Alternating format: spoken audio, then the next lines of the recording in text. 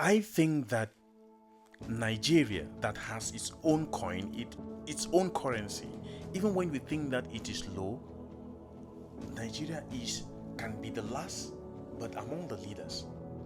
Those who do not have their own currency, they might be the first, but they are first among slaves. That is the simple truth. Think you are important, but you are just the biggest slave. Until we start working for independence from the slave master, we will always be the biggest slave.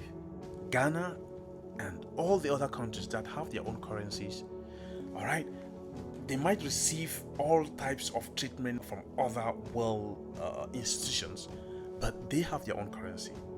They might receive bad treatment and they might be low in that level, but they are low, they are among the leaders.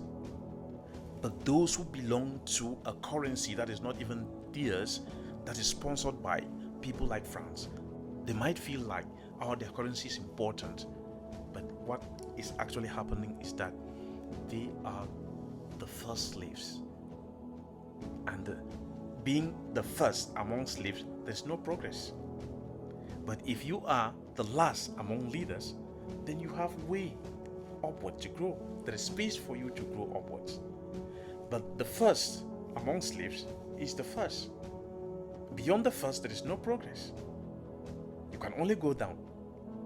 Now, if you go out of that road, if you break that crystal limit that has been put, if you break that crystal ceiling that has been put to you as the first among slaves, and you become the last among leaders, from there you might go up and up and up and up and progress.